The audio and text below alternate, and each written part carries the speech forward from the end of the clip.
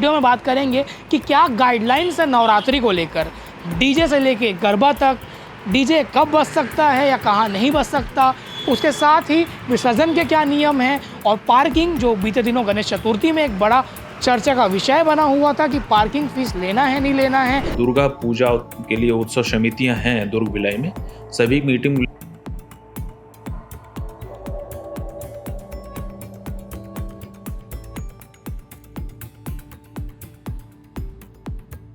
को लिखित रूप से दिया गया है। पार्किंग की व्यवस्था करें और बिजली को लेके भी काफ़ी सारे गाइडलाइंस हैं और सारे उनको दिए गए हैं और इस बात का ध्यान रखा जा रहा है कि गरबा के आयोजन के दौरान भी गरिमा का पूरा ध्यान रखा जाए और जो ध्वनि विस्तारक यंत्रों के संदर्भ में तमाम चीज़ों को देखते हुए ये मीटिंग ली गई और हमारा दुर्ग भिलाई वैसे ही मिनी इंडिया कहा जाता है, तो यहाँ पर अच्छे से नवरात्रि का पर्व मना पाए और बिल्कुल किसी को परेशानी का सामना ना करना पड़े, इसका ध्यान रखा जाए। इसलिए पुलिस ने अपनी कमर कस ली है, प्रशासन ने अपनी कमर कस ली है, साथ ही जो दंडाधिकारी हैं उनकी अनुमति लेकर के ऐसे कार्यक्रम किया जाए।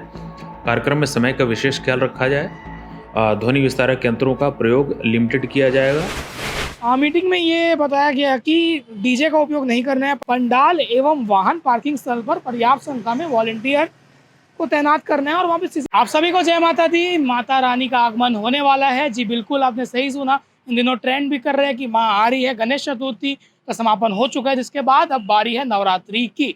नवरात्रि का ध्यान जैसे भी हमारे मन में आता है तो सबसे पहले बात आती है माँ का दर्शन, मनोकामना, ज्योति कलश और दिया जलवाते हैं और इसके साथ ही गरबा, डांडिया और सेंट्रल एवेन्यू भिलाई, दुर्ग में तमाम जगह और पटरी पार, लाल मैदान, कुर्सी पार, रायपुर, हर जगह माता का दर्शन करना, साथ ही डोंगरगढ़ के लिए पदयात्रा करना।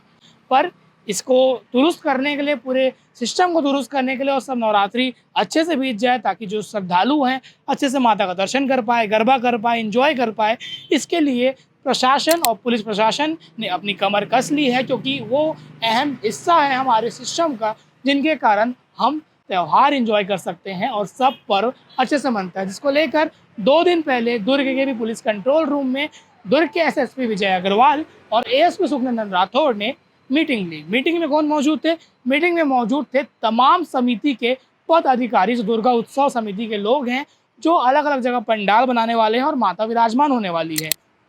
तो आज हम इस वीडियो में बात करेंगे कि क्या गाइडलाइंस है नवरात्रि को लेकर, डीजे से लेके गरबा तक, डीजे कब बज सकता है या कहाँ नहीं बज सकता, उसके साथ ही विसर्जन के क्या नियम हैं और पार्किंग, जो बीते दिनों गणेश चतुर्थी में एक बड़ा चर्चा का विषय बना हुआ था कि पार्किंग फीस लेना है नहीं लेना है। हमने इसकी खबर भी दिखाई थी, जिसके बाद एक्शन हुआ और कई लोगों को शो कॉज नोटिस भी जारी हुआ। तो इस वीडियो में पूरा बात करेंगे कि क्या गाइडलाइंस है और आपके लिए क्या जानना ज़रूरी है। तो चलिए शुरू करते हैं। सबसे पहले बात करते हैं जो मीटिंग हुई पुलिस कंट्रोल रूम सेक्टर 6 में एसएसपी और एएसपी के नेतृत्व में। जितने भी दुर्गा उत्सव समिति के पद अधिकारी हैं वो मौजूद हुए, जिसमें उनको सबसे पहले बताया गया हाई कोर्ट के नियम के अनुसार ही डीजे का संचालन करना है, यानी कि जो डीजे व्हीकल माउंटेड होते हैं उनको बिल्कुल इस्तेमाल नहीं करना है और वो विसर्जन में भी इस्तेमाल नहीं कर सकते।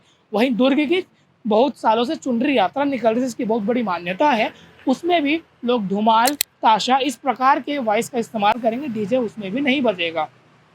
और रात को 10 बजे से सुबह 6 बजे तक पंडाल परिसर में किसी भी प्रकार का वॉइस नहीं बजाना है। सिस्टम से गाने से कुछ भी मतलब म्यूज़िक नहीं बजना चाहिए। और इसको लेकर ये भी कहा गया है कि जो परिसर होता है वहाँ पर आप लाइट म्यूज़िक यूज़ कर सकते हैं। और झांकी और पार्किंग को लेकर आगे क्या बताया कि वो भी मैं आपको बता देता हूँ। मीटिंग में ये बताया गया कि डीजे का उपयोग नहीं करना है, पंडाल एवं वाहन पार्किंग स्थल पर पर्याप्त संख्या में वॉलंटियर को तैनात करना है और वहाँ पे सीसीटीवी कैमरा भी लगाना है और प्रतिमा और पंडाल की सुरक्षा की संपूर्ण जवाबदारी जो होगी आयोजन समिति की होगी। इसके साथ ही पुलिस ने बताया है कि जो पंडाल स्थल पर 24 घंटे वॉलंटियर मौजूद रहेंगे, अलॉट रहेंगे और उनकी जो जानकारी है पुलिस को देनी है, चाहे चौकी हो या थाना में हो। और इसके बाद अगर किसी प्रकार की स्थिति निर्मित होती है अप्रिय घटना की, तो इसकी जवाबदारी जो होगी समिति वालों की ही होगी। संपूर्ण जवाबदारी समिति वालों की ही होगी, उन पर ही पूरा दोष आएगा। इसलिए पहले से समिति वालों को कह दिया गया है कि आप अपनी तैयारी दुरुस्त कर लीजिए, वॉलंटियर बना लीजिए और वॉलंटियर की सूची थाने और चौकी संबंधित में दे दीजिए।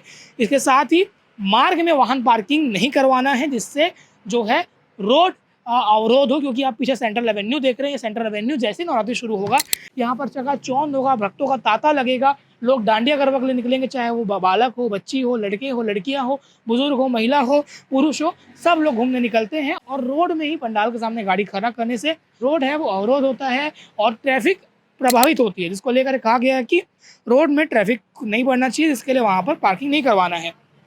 साथ में प्रत्यक्ष से वाहन पार्किंग के लिए जगह बनाई जाएगी और पार्किंग के लिए कोई शुल्क नहीं लेना है, पुलिस के द्वारा बता दिया गया है। अगर शुल्क लिया जाएगा तो पुलिस वैधानिक कार्रवाई करने के लिए प्रतिबद्ध रहेगी। पार्किंग के लिए पैसे नहीं देने हैं और अगर देंगे तो इनके खिलाफ फिर से कार्रवाई होगी। जैसे एसडीएम पिछले दिनों गणेश चतुर्थी के दौरान रेड मारने आए थे, कई लोगों की पर्ची जब्ती की गई और शो कॉज नोटिस भी दिया गया, उसको हमने तत्परता से दिखाया भी था। इसके साथ ही कोई भी आयोजन होगा, सांस्कृतिक कार्यक्रम होगा, चाहे माता का जगराता हो, चाहे कोई सिंगर आ रहा हो, तो उसके लिए परमिशन पहले से एसडीएम और पुलिस से लेनी होगी और इसकी जानकारी देनी होगी। और किसी भी व्यक्ति विशेष, समुदाय, जाति, धर्म एवं उनकी भावनाओं से बिल्कुल छेड़छाड़ नहीं करनी है, इसका ध्यान रखने समिति को कहा गया। साथ ही विसर्जन जो करना है तय तालाब और नदी में ही करना है, पुलिस के गाइडलाइन के अनुसार ही करना है, ताकि किसी भी प्रकार से जो है लोगों को मुश्किलों का सामना ना करना पड़े।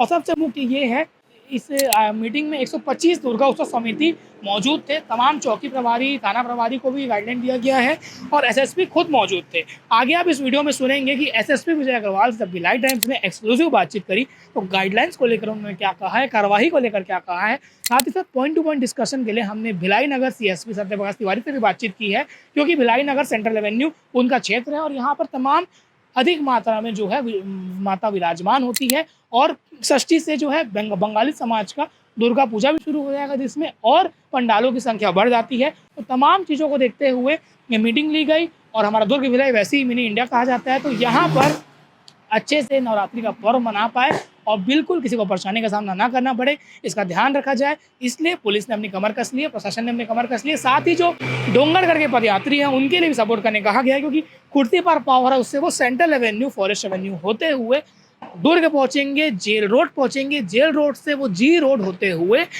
वापस बाईपास पकड़ेंगे और बाईपास से वो डोंगरगढ़ का पदयात्रा अपना जारी रखेंगे। तो उनको भी परेशानी ना हो, इसलिए रिफ्लेक्टिव चीज़ पहनने को कहा गया। रात को पैदल चलने से मना किया गया है, ताकि वो कुछ ऐसा लगा ले जिससे उनका चमके, चाहे वो रेडियम हो या कुछ चमकदार कपड़े हो, जिससे गाड़ी वालों को चपेट में वो ना आए। और तो चलिए हम भी संकल्प लेते हैं कि दुर्ग और भिलाई में नवरात्रि अच्छे से मनाएंगे, किसी भी प्रकार की परेशानी ना हो किसी को, इसका ध्यान रखेंगे और हम गरबा, नवरात्रि और माता का दर्शन एंजॉय करेंगे। इस वीडियो को आप शेयर करें, लाइक करें, कमेंट करें, ताकि ज़्यादा लोग तक ये पहुँचे और लोग अवेयर रह सके कि आपके शहर में क्या गाइडलाइन है। धन्यवाद। बांग्लादेश। गणेश पक्ष खत्म हो चुका है, अभी नवरात्रि आने वाली, उसको लेके समितियों की बैठक हुई है, क्या कुछ फैसला हुआ और क्या कुछ इस बार पुलिस सख्ती से जोर निभाएगी? देखिए, आगामी नवरात्रि त्यौहार को लेकर पुलिस प्रशासन पूरी तरह सतर्क है और पहले से पंडालों की मीटिंग लेके उनके जो गाइडलाइंस है, जैसे बिल्कुल रोड के सटा के ना बनाए, रोड से थोड़ा दूर बनाए, पार्किंग की व्यवस्था करें और बिजली को लेके भी काफ़ी सारे गाइडलाइंस हैं, वो सारे उनको दिए गए हैं। और इस बात का ध्यान रखा जा रहा है कि गरबा के आयोजन के दौरान भी गरिमा का पूरा ध्यान रखा जाए और जो ध्वनि विस्तारक यंत्रों के संदर्भ में माननीय उच्च न्यायालय के एवं कोलाहल अधिनियम के जो प्रावधान है उसका सख्ती से पालन हो। किसी भी अवस्था में डीजे का संचालन जो बड़े बॉक्सों में होता है उसका बिल्कुल नहीं होने दिया जाएगा और उसके लिए भी उनकी मीटिंग ले जाकर उनको स्पष्ट बताएगा। जो भी वायलेशन करेगा पुलिस उसमें कार्रवाई करेगी। दुर्ग में चुनरी यात्रा भी निकलती, बहुत भव्य होती है, उसमें ट्रैफिक व्यवस्था को लेकर आप लोग की क्या तैयारी है? जो भी इस दौरान आयोजन होते हैं, यात्राएं होंगी, पुलिस उसमें पूरी तैयारी रखेगी और उसकी व्यवस्था अच्छे से करेगी। तो नवरात्रि शुरू होने वाली, उसको लेकर समिति की बैठक आप लोग के द्वारा की गई है, उसमें क्या दिशा निर्देश दिए गए हैं अहम, जिसमें पुलिस ध्यान रखेगी? गणेश पूजा के बाद त्योहारी सीजन लगातार अभी जारी है। अभी शारदीय नवरात्र का पर्व है, जिसमें माँ दुर्गा जी की पूजा की जाएगी। माँ दुर्गा जी की पूजा आराधना के संदर्भ में बहुत सारे पदयात्री हैं, वो पैदल यहाँ से डोंगरगढ़ और विभिन्न जो भी मंदिर है वहाँ पे जाते हैं। साथ ही जगह जगह पे माता दुर्गा की प्रतिमा को रखा जा करके और उनकी पूजा अर्चना की जाती है। इसके तहत जितने भी दुर्गा पूजा के लिए उत्सव समितियां हैं दुर्ग भिलाई में, सभी मीटिंग बुलाई गई थी और मीटिंग में जो भी दिशा निर्देश हैं शासन के और शांतिपूर्वक और सुरक्षित शारदीय नवरात्र पर्व मनाने के संबंध में जो भी इंस्ट्रक्शंस हैं सभी को लिखित रूप से दिया गया है, जिसमें मुख्य रूप से डीजे का इस्तेमाल नहीं करना बिल्कुल, चूँकि वो प्रतिबंधित है। दूसरा, पार्किंग की व्यवस्था जहाँ पे स्वयं और सुरक्षा के संबंध में सीसीटीवी वगैरह की व्यवस्था जो भी समिति के सदस्यगण हैं उनको करना है और उनको देखना है। इसके साथ ही जो भी वहाँ पे कार्यक्रम होंगे, वो निर्धारित कार्यक्रम जो भी किया जाएगा उसको उसके लिए शासन की अनुमति या एसडीएम जो दंडाधिकारी हैं उनकी अनुमति लेकर के ऐसे कार्यक्रम किया जाए। कार्यक्रम में समय का विशेष ख्याल रखा जाए। ध्वनि विस्तारक यंत्रों का प्रयोग लिमिटेड किया जाएगा।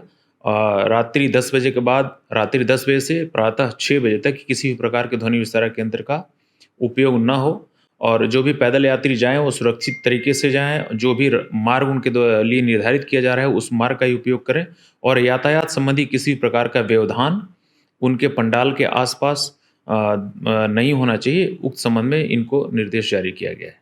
सर, पदयात्रियों के लिए भी कुछ रूट मैप या कुछ डाइवर्सन ऐसा कुछ तैयार हुआ है क्या? उक्त संबंध में यातायात विभाग के द्वारा रूट प्लान तैयार किया गया है।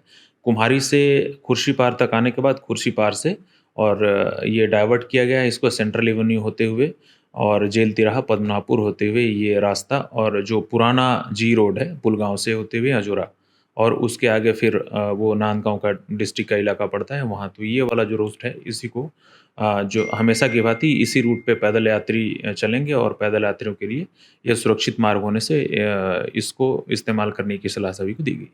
तो एक सेंट्रल एवेन्यू में भी पंडाल लगेंगे और वहीं से अगर वो पदयात्री चलेंगे तो उसको सर मैनेज कैसे किया जाएगा और उनके लिए क्या दिशा निर्देश है कि रिफ्लेक्टिव कपड़े पहने रात को अंधेरे में? देखिए, जो भी रूट अडॉप्ट किया गया है वो रूट सुरक्षित है। उस पर यातायात उस समय चूँकि बड़े वाहनों का दबाव कम होता है इसलिए इस रूट को अडॉप्ट किया गया और उसके लिए जगह जगह पे यातायात का बल, लोकल थाने का बल भी है, वो लगाया गया है और उनको ये समझाइश दी गई है कि जो भी पैदल यात्री आएंगे उनको सुरक्षित रोड के किनारे चलने के लिए वो समझाइश देंगे, बताएंगे उनको। इसके साथ ही जगह जगह स्वयंसेवी संस्थानों के द्वारा उनके रुकने की व्यवस्था की जा रही है। तो वहाँ भी उक्त संबंध में बैनर, पोस्टर और फ्लैक्स वगैरह लगाए जा रहे हैं यातायात और लोकल पुलिस के द्वारा। सर, एक लास्ट जो बीच में हमने देखा गणेश के टाइम में पार्किंग को लेकर बहुत इशू हुआ, उसके लिए आप लोग के द्वारा विज्ञप्ति में किया गया कि शुल्क नहीं लेना है तो वैधानिक कार्रवाई होगी, उसके नियम है?